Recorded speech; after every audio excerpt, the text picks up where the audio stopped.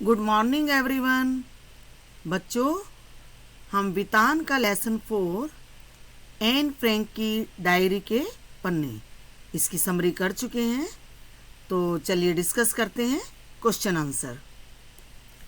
Question 1, यह 60 लाख लोगों की तरफ से बोलने वाली एक आवाज़ है। एक ऐसी आवाज़ जो किसी संत या कवि की नहीं बल्कि एक साधारण लड़की की है। इल्या इहरनबुर्ग की इस टिप्पणी के संदर्भ में एन फ्रैंक की डायरी के पठित अंशों पर विचार करें। आंसर, एन फ्रैंक की डायरी में उसका व्यक्तिगत जीवन ही नहीं अपितु 60 लाख यहूदियों पर किए गए जुल्मों की जीवंत कहानी है। यह लड़की न संत है और न कवि, बल्कि अज्ञातवास में रह रहे परिवार की एक सदस्य है जिसमें असाधारणता के कोई लक्षण नहीं है। एन फ्रैंक ने यहूदी परिवार में जिसका जन्म हुआ था, उसने यह डायरी 2 जून 1942 से लेकर 1944 तक की अवधि में लिखी थी। उसने अपने माता पिता के साथ 2 वर्ष से अधिक समय अज्ञातवास में गुजारा था। बाद में यंत्रणा शिविर में उसकी अकाल मृत्यु हो गई। इस विश्व युद्ध के कारण यहूदियों को नरक जैसा जीवन भोगना पड़ा था।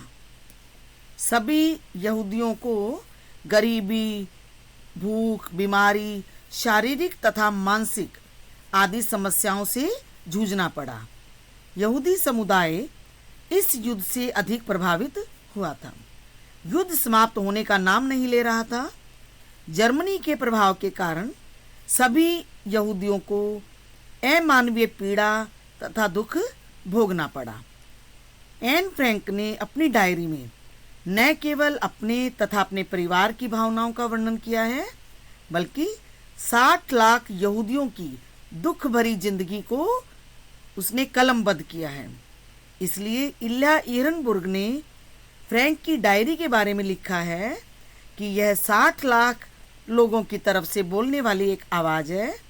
ये आवाज़ जो किसी संत या कवि की नहीं बल्कि एक साधारण लड़की की है। 60 लाख लोगों की आवाज़ का अभिप्राय है कि इस कहानी में एक परिवार का नहीं बल्कि 60 लाख लोगों की पीड़ा का वर्णन है। नेक्स्ट क्वेश्चन, काश कोई तो होता जो मेरी भावनाओं को गंभीरता से समझ पाता। अफसोस ऐसा व्यक्ति मुझे अब तक नहीं मिला। क्या आपको लगता है एन के इस कथन में उसकी डायरी लेखन का कारण छिपा है?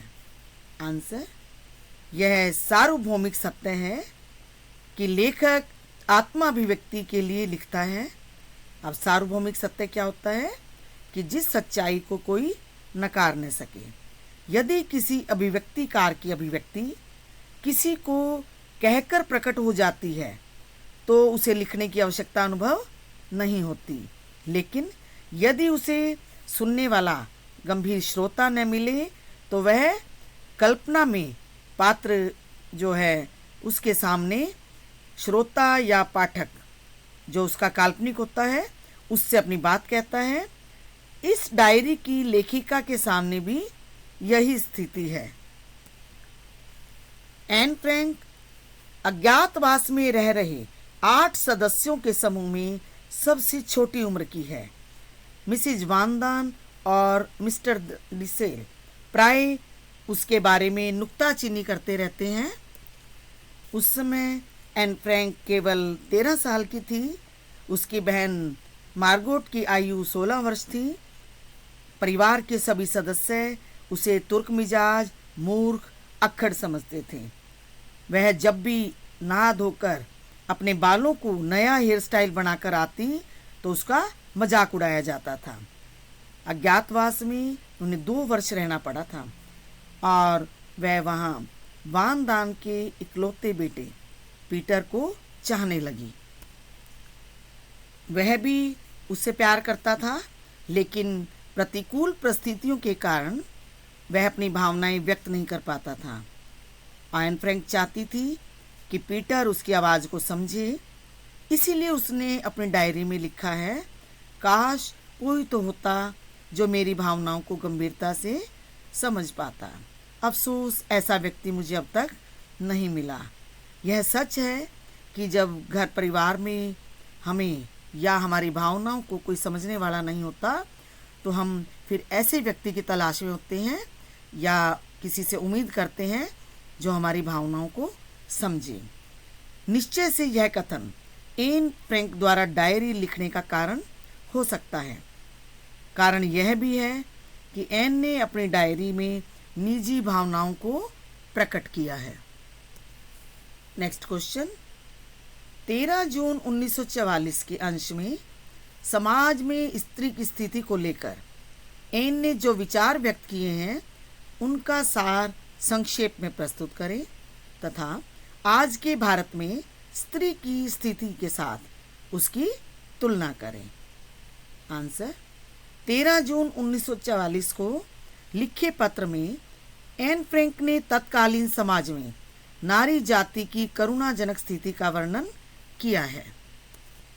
उसे लगता है कि नारियों को उचित सम्मान नहीं मिल रहा है। उसे इस बात पर गुस्सा आता है कि समाज में स्त्रियों को पुरुषों के बराबर अधिकार और सम्मान क्यों नहीं दिया जाता। उसको यह भी लगता है कि औरतों ने अपनी बेवकूफ़ी के कारण कष्ट, उपेक्षा व असम्मान को सहन किया है। औरतों को उनके हिस्से का सम्मान मिलना चाहिए। आज समय बदल चुका है। कुछ जागरूक और कर्तव्यपरायण पुरुषों ने इस तरफ ध्यान दिया है और स्त्रियों को पुरुषों के बराबर समझा जाने लगा है। स्त्रियां पुरुषों से किसी भी हालत में कमज़ोर नहीं हैं, लेकिन आज भी देश के ग्रामीण क्षेत्रों में नारी को अभी तक सम्मान्य स्थान प्राप्त नहीं हो पाया है।